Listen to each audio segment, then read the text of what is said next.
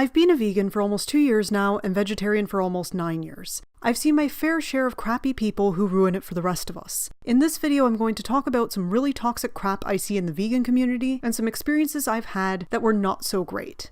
Before I get started, I will be posting some examples of toxic attitudes I've seen online. I've censored usernames because I don't want to invite harassment. Please don't send any mean-spirited or hateful comments. In other words, don't touch the poop. Number 1, shitting on vegetarians. Most vegans I know were vegetarian before going vegan. I also don't know anyone who was vegan from birth. I know a few people who've been vegetarian their whole life, but no vegans from birth. But there are some people who went vegan straight away, which is wonderful, don't get me wrong. Some of them act a bit high and mighty. They act like they're so much better than you because they were woke for longer and vegetarians aren't doing enough because the dairy industry is Satan and eggs are evil. Well, I mean, the dairy industry sucks, and so does the egg industry, but let's not pull Satan into this. Satan's pretty dope, alright? I really don't get the harsh judgment from some vegans towards vegetarians. You weren't born vegan. For some people, they had to take steps before making a big leap. I remember that going vegetarian was a big leap for me. I love chicken. Going vegan was hard because I love cheese, but because I became lactose intolerant, that was the final push for me. I couldn't keep harming my body anymore. I'd rather people take the time to adjust to a new way of eating than dive in head first, feel overwhelmed, and give up. If you say, but I love chicken or I love cheese, my suggestion is give up everything but those things you like and slowly wean yourself off those animal products. Honey was also a weakness for me. For a while, I was vegan for everything else but honey. I gave up everything but honey and eventually realized I don't need it anymore. 11 years ago when I first tried going vegetarian, it was so difficult. I was living in Texas, a state that really loves their meat. The only veggie burger option I saw in shops was Boca burgers, which are not that good. I was vegetarian for a year, then stopped because it was hard. Then I picked it up again a year later in 2010, and I haven't looked back. I'm a member of a vegetarian group for my town, and I like that there is a rule about not bullying people who you deem not to go far enough in their animal rights activism. So these people are all vegetarian and vegan, and they're telling vegans not to shit on vegetarians, which I think is good. Let's all be nice to each other. If you've cut out meat, that's huge. If you boycott companies that test on animals, that's great. If you cut out all animal products, I'm happy to hear that. Together, we can accomplish a lot. It's not all or nothing. Number 2, you can only be vegan for the animals. One time I wrote an article about veganism and this one angry vegan shouted at me for calling myself a dietary vegan and told me I'm not valid because I wasn't vegan primarily for the animals. This attitude does nothing for animal rights and it's off-putting. There is no wrong reason to be vegan or vegetarian. Whether it's for animal rights, health, the environment, or your religion, it's a valid reason. I don't care why you are vegetarian or vegan, just that you are makes me happy. If you are solely vegetarian or vegan, diet-wise, that is still significant and I'm not going to be pedantic and say, well, you're actually plant-based. You're making a difference and I hope you will stop buying new leather and cosmetics that test on animals. But it's a start. Getting cruelty-free products for everything isn't possible or affordable for everyone. Cruelty-free toothpaste, sunscreen, and deodorant are way more expensive than their non-cruelty-free counterparts, and often not as accessible. Here in Ireland, there's not much choice for cruelty-free products like there is in the UK or the US. Recently, it's gotten better, but it can still be more expensive. Luckily, Aldi have gone cruelty-free with their cleaning products and toiletries, so it's a wonderful and affordable option. Knowing what motivates people and what issues they care about is important when talking to them about eating plant-based and convincing them that going vegetarian or vegan is the right way. Focus on the issues that they care about. Number 3. Shoving blood and gore in people's faces, as done by Anonymous for the Voiceless with the Cube of Truth where they play graphic videos of what happens in the slaughterhouse. PETA also do some pretty graphic displays and show some graphic images too. Again, I get the sentiment here.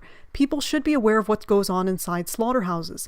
Maybe in public you can show less graphic stuff, like crowded conditions or baby animals being taken away from their mothers and give context through captions. I think there's a time and a place for talking about it, and we need to be sensitive. Documentaries that show this sort of stuff are fine because people give their consent and are aware that they are watching a documentary about this issue. It's the truth, and at the end of the day, people need to know the truth. But playing these videos publicly with no trigger warning or anything is not okay. There are children walking around outside. There are people who are triggered by blood and gore, and I don't want to hurt a fellow human being and turn them off of vegetarianism. But I don't like the phrase, facts don't care about your feelings. I think feelings matter to an extent. Being a jerk is certainly not going to help your social life, and you're certainly not going to win anyone over.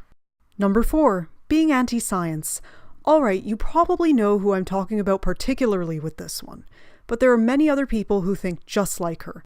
The vegan I'm talking about is Kat Von D. It's a pity. I used to love her makeup brand and her goth and tattoo aesthetic. She's Hispanic and vegan, like me. She's proud of her heritage, and I liked that she'd incorporate it in her product names. I love that she is vegan and not apologetic about it. She's very proud that her makeup brand is 100% vegan and cruelty-free. So when I saw this Instagram post, I was heartbroken. Like, I was rooting for her. I don't mind that she wants to raise her kid vegan. I'd probably do that too if I were to have kids. But without vaccines, that poor kid. Since then, I've had no interest in buying any more of her products. I have some of her products that I bought a while ago, but I will no longer support her brand. No point in wasting money by throwing these products away. I'm just going to use them up.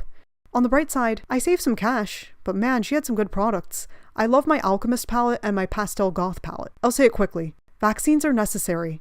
It sucks that animal testing was involved to create them, but vaccines save lives. I understand animal testing for life-saving medicines. I hope one day we can live in an animal testing-free world. It's selfish not to vaccinate your kid because babies are vulnerable and there are people out there who cannot take vaccines or are on immunosuppressants. When people don't vaccinate, we lose herd immunity, and then people get sick, or worse, they die. I don't want to see polio become common again.